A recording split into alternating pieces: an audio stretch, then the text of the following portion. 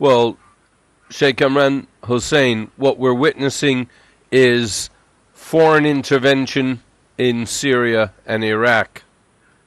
And anything else that goes on in the world is blamed on ISIS as well. I mean, Paris. I don't know. Can you give us an understanding of what is unfolding in front of us now? Bismillahir Rahmanir Rahim. Maris, the perspective that I bring to the discussion is that of eschatology. There are others who are political scientists, experts in military affairs, security, and so on, and mine is eschatology. And our perspective is that these events are unfolding in a certain pattern, which are all pointing towards another very big war. But the Judeo-Christian Zionist alliance, which has NATO as its military arm, are targeting Russia, and to the extent that China is allied with Russia, targeting China as well, in order to force their submission to the diktat of the Zionist rulers of the world. This has been a view which has been contested by many who consider nuclear war to be something not likely to take place. But yes, there can be wars, and we've already been having wars in the past, but not a nuclear war. Because in their opinion, nuclear war will be the end of the world, that there'll be no life after that in the world. We are of the opinion that not only will the nuclear war take place, and not only will there be great damage in the world, great destruction in the world, but that there is life in the world after nuclear war. Because the eschatological plan was for a ruling state to emerge in Pax Britannica, to be succeeded by a second ruling state, that is Pax Americana, and that there must be a third and a last ruling state, which would be Pax Judaica. Of course, the word Pax is a misnomer because it represents peace. But Pax Britannica and Pax Americana and Pax Judaica are not at all about peace, but about war and about lies. Our perspective is that Israel cannot rule the world when Israel is so small and the world is so big. Either that Israel must expand dramatically its territorial frontiers, or that the world must become smaller, must contract. And our view is that it is the second one, the second of the two possibilities that is now going to take place. That is, the world is going to become much smaller. The rump of the world, which will be left after nuclear war, would be manageable for Israel to establish her rule over the world. The second matter that we recognize from our Islamic eschatological perspective is that on the road that they are marching to eventual war with Russia, nuclear war, they are using every trick in the book to make it appear that they are themselves innocent, that they are not seeking war, and they want to put the blame on others. And they do so through something which is now recognized as a false flag, an act of terrorism, which they themselves plan and execute, and then put the blame for it on others. We become familiar with false flags.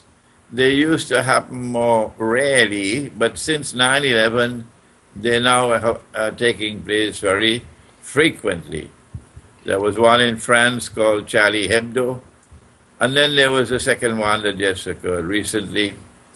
And our Islamic eschatological perspective, which I assume will not differ from that of other Abrahamic religions, is that the universe is constructed as a moral order, and that events cannot occur without consequences, because there is an intelligent God, there is a just God who is ruling over the world, and he knows all things.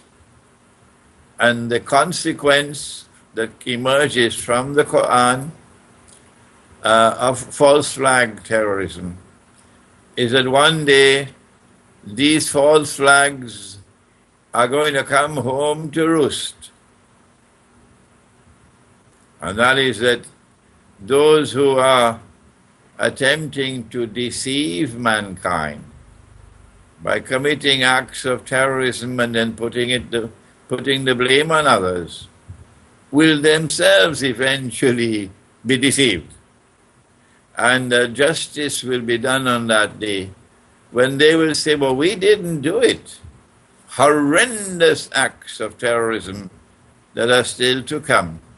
But at that time, mankind will blame them for it, because they have paved the way for it with all their false flag acts of terrorism and their deception. And therefore those who today are seeking to deceive will eventually themselves be deceived. I wish the likes of Russia would call out these false flags or hoaxes, but they do not. Why does Russia hold back and not reveal the truth as you do? I cannot answer that question. I am not privy to the thinking of the Russian government. No, I'm not privy to that. But I do admire the fact that by and large, in the events which have been unfolding of late, we do not see evidence of the Russian government telling lies. No. We do not see such evidence now. There may have been false flags in the past, yes. There may have been deliberate deception and lies in the past. But we seem to be now living in an era in which the Russian government is being more circumspect and are not telling lies. This is something that we can welcome, because if you speak the truth, eventually people are going to respect you for it.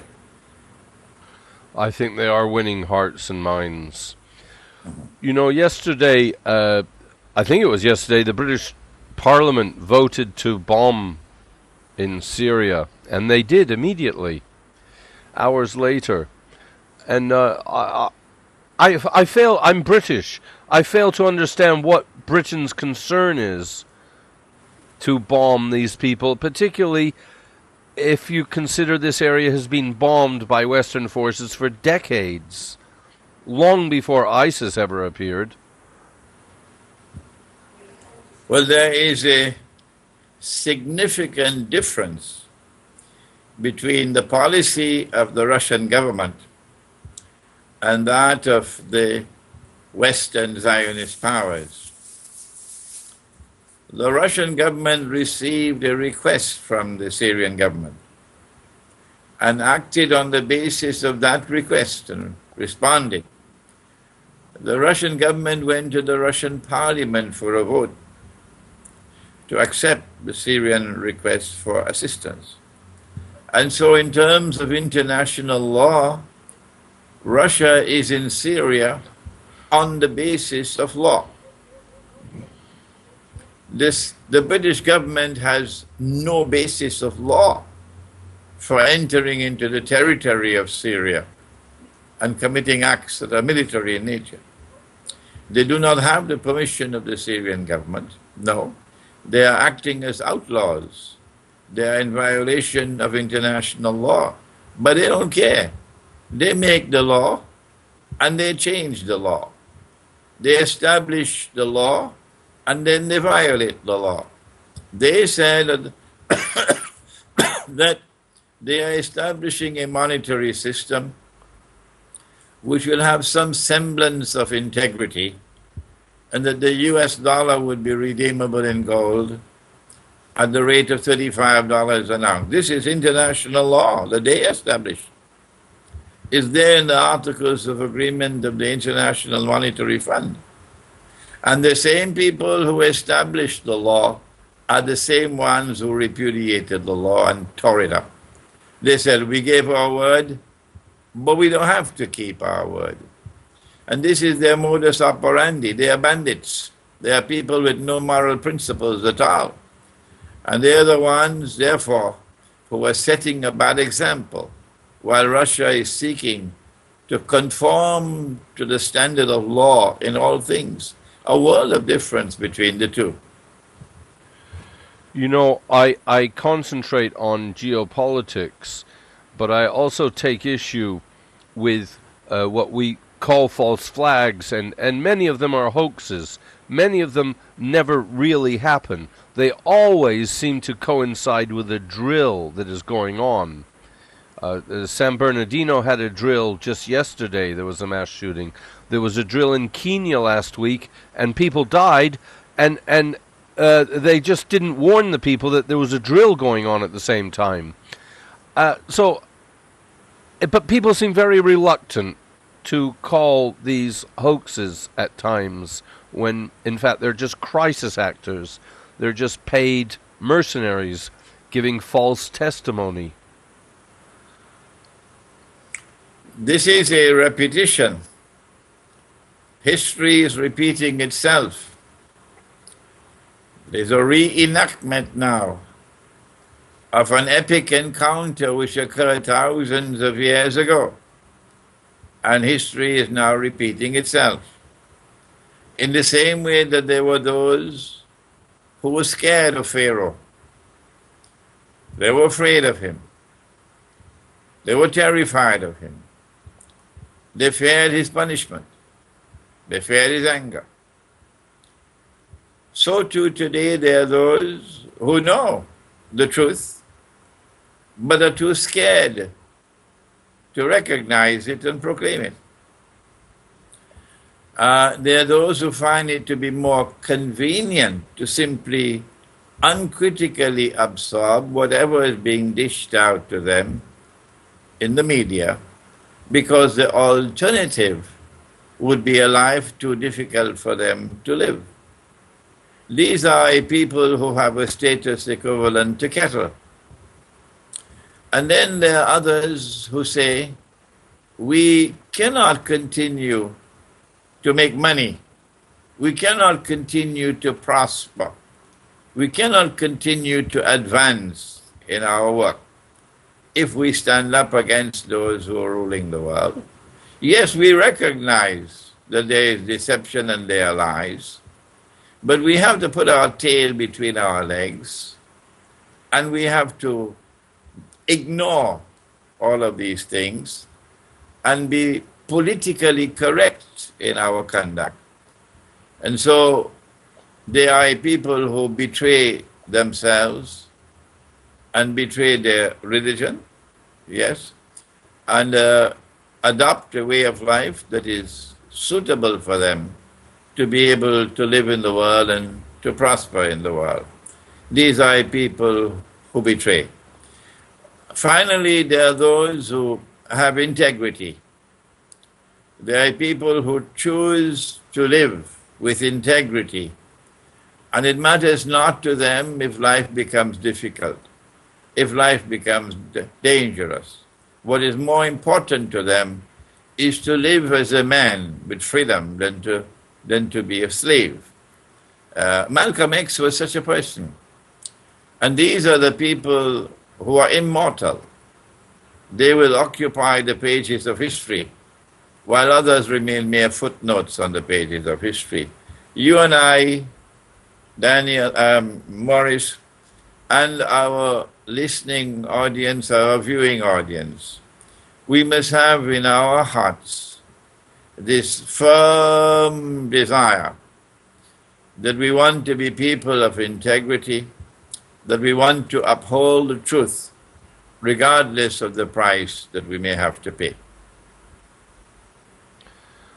Well, we live in a world where we're all slaves to the money printers. So it really is an act of defiance and a sacrifice to disobey them. I mean, by and large, so many people are saying things strictly because they're on wages to say them. It's a frightening world. I mean, I'm thinking of journalists. Maurice, I have the perception that more and more people in Western civilization are now waking up. In fact, they show more signs of waking up than in our Islamic civilization. And that more and more people in the West are going to stand up firmly and declare themselves to be people who denounce injustice and oppression. Yes. And our duty is to come together, that we must form friendship and alliance with each other in order to combat a common enemy, the enemy who is an oppressor and who is telling monstrous lies. So these interviews that you are conducting with me, as they reach many, many people who I have never met, our hearts should now begin to bind together.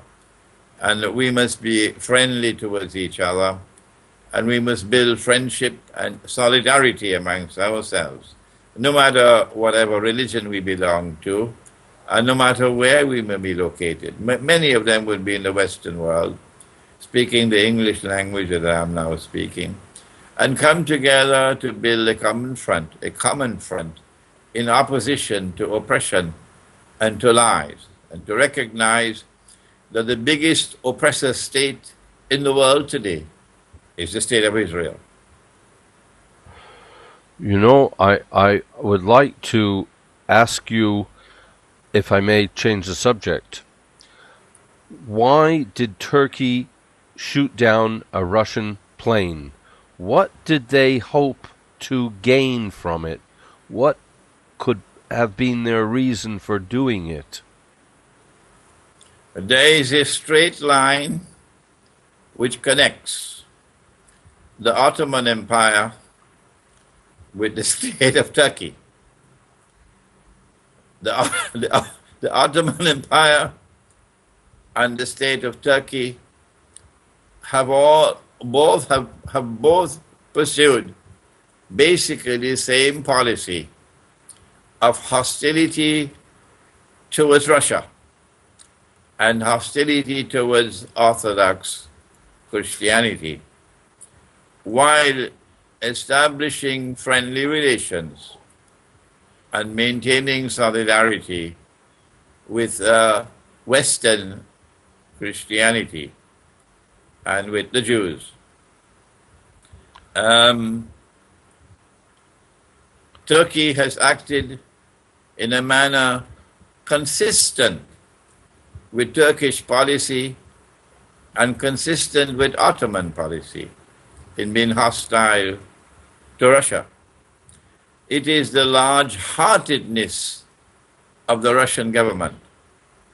It is the simplicity and integrity and wondrous personality of the Russian leader that they took Turkish hand in friendship and sincerely sought to build a positive relationship with Turkey.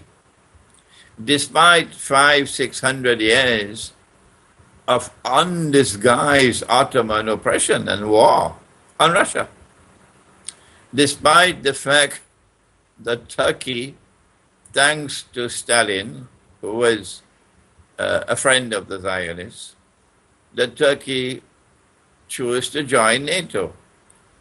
And Turkey is a member of NATO, despite the fact that Turkey is in control of the Bosphorus and the Straits of Dardanelles, which allows Turkey to have a stranglehold on Russia's neck. Despite all of these things, Russia reached out to Turkey. And we say to Russia that we congratulate you for having adopted that policy, because it shows you to be a people with good intentions, with good hearts. And now that that policy has failed, because the Turkish leopard will not change its spots, it is now clear that Turkey was acting on the basis of deception rather than sincerity. For example, the South Stream, the pipelines. It is now causing Russia an enormous loss of money to have to stop that pipeline. I don't think Turkey is at all sincere. I think that project is now scrapped, finished, and there's no future for it. The Turkish act of bringing down the aircraft was also meant to try to get Russia to overreact and to build a basis for war, because the Turks are lusting for war. They want to recreate the Ottoman Empire, Neo-Ottomanism. They have the most powerful military force in that entire region. The only power in that region anyway comparable to them would be Israel, nothing else. No one can stand in their way if war begins. And they're just lusting to take over Syria and take over Iraq as they did when the Ottoman Empire existed. And when they take over these territories, it'll become a much safer world for Israel. They want war. That's what they want. And they brought down the aircraft in order to be able to try to provoke Russia. The next reason why they brought down the aircraft was that Putin's profile was growing too strong, too high in the world. Putin was beginning to look good. He was scoring victory over victory. Yes, he made a successful military intervention in Syria, and they couldn't stop him. He has ISIS running, and they can't stop him. So what they did was to try to make Putin look bad, to bring down the aircraft and to ensure that Putin cannot respond to them other than with war. Russia is now in a fix. Russia has not been able to respond except with some economic sanctions, but that by itself is not enough. If Russian public opinion is to be appeased, what Russia needs to do is to try to win the battle for public opinion within Russia, that we will not escalate the situation at this time. No, we will accept the loss of our aircraft. We'll accept the loss of 2 of our personnel. We'll accept it. We are prepared to accept further losses, but we want to project an image to the world of a people who prefer peace to war, so that when the provocations keep on recurring, it becomes more and more clear to the world who are those who prefer war to peace, who are the provocators, who are the ones who want war. That's what the Russian policy should be. You know, when you look at the Middle East, in Syria in particular, one gets the feeling that the war's objectives are to empty the country of people. You could equally say to flatten the country to create a failed state. But just to focus on the mass exodus of people, it would appear to be a war aim.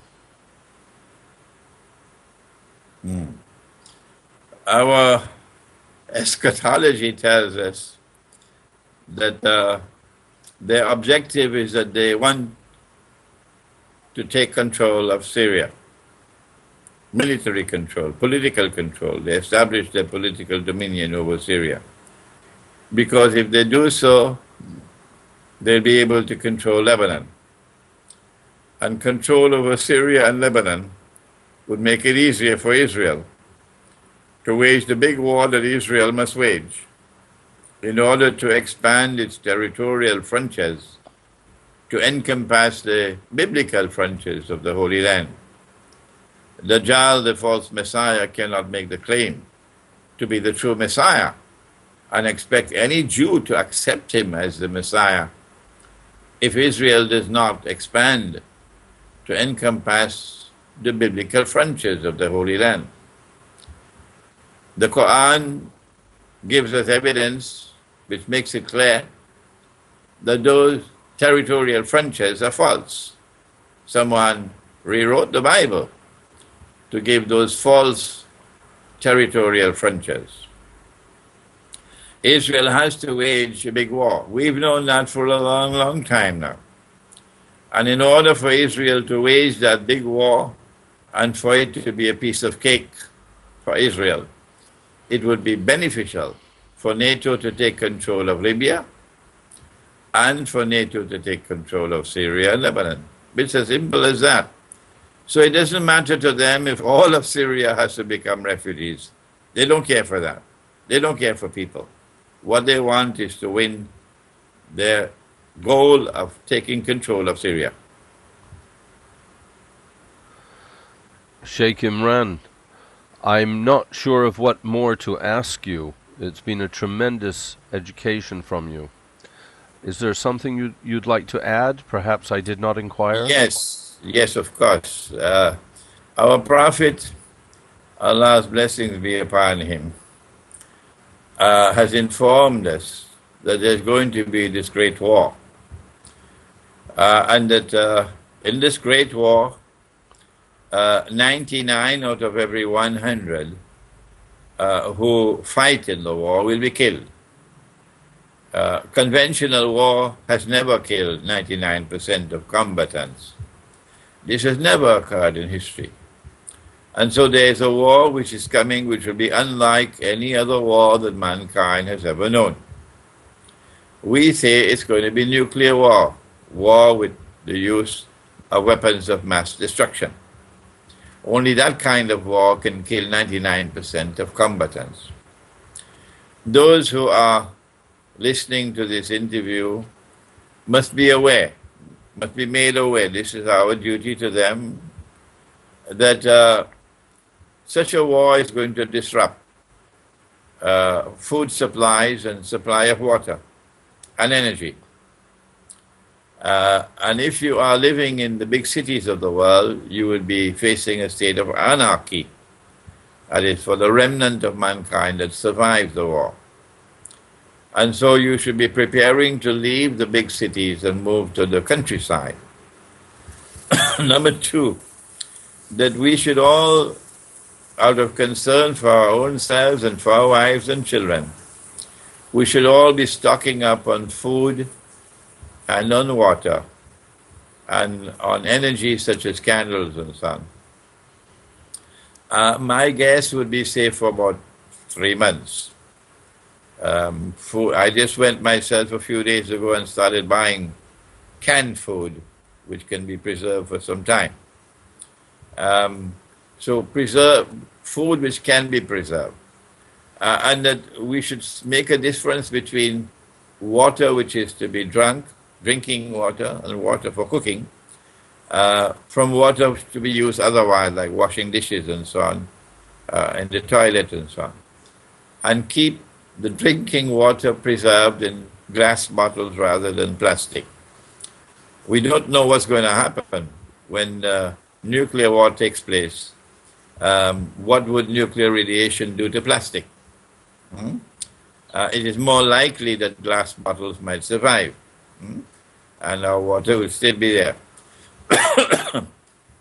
Smaller bottles rather than bigger bottles. So if a bottle breaks, you won't lose 10, 15, 20 gallons of water. And that your drinking water in particular should be preserved in a place where falling debris from buildings falling and so on would not damage the bottles and break them.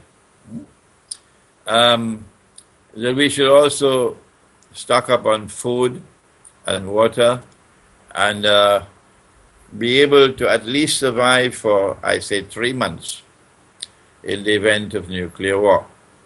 I was thinking that perhaps the war may take place in another year or so from now. But I want to warn that it may be earlier than that. It may be earlier than that. When we make these predictions, we always hope that we are wrong. We are happy when we are wrong. But to be fair to those who are listening to us and who have some respect for our judgment, we have to warn that it's possible that the war can be earlier than a year from now. What happens after nuclear war is important. It's not just a question of survival of nuclear war. It's about events which will follow the nuclear war. And Maurice, through your interviews, I've been able to alert people who otherwise would not have known it, that Islamic eschatology has informed us about the conquest of Constantinople, which will follow the Great War. It is true that Christian eschatology also has the conquest of Constantinople, but not as firmly as it is located in Islamic eschatology.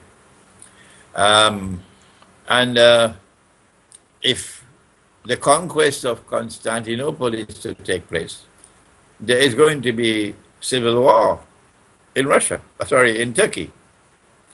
The conquest of Constantinople cannot take place without civil war in Turkey. And so our policy should be adjusted, particularly Russia, should be adjusted in such a way that you do not antagonize all public opinion in Turkey. No. That you try to win over the public opinion in Turkey, which is anti-NATO.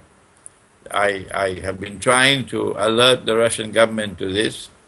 I don't know when I'm going to see policies from the Russian government which are specifically designed not to antagonize the entire public opinion in Turkey and bring Turkish nationalism to the fore, taking hold of all the Turkish people, but rather to design your policies in such a way that you're able to reach out to that part of the population of Turkey which is anti-NATO, because the conquest of Constantinople is now very clearly visible in sight after the Turkish shooting down of the Russian aircraft. I hear voices of moderation from Russia, not putting all the Turkish people as enemies, which is similar to what you're saying. Sheikh Imran, shall we stop there?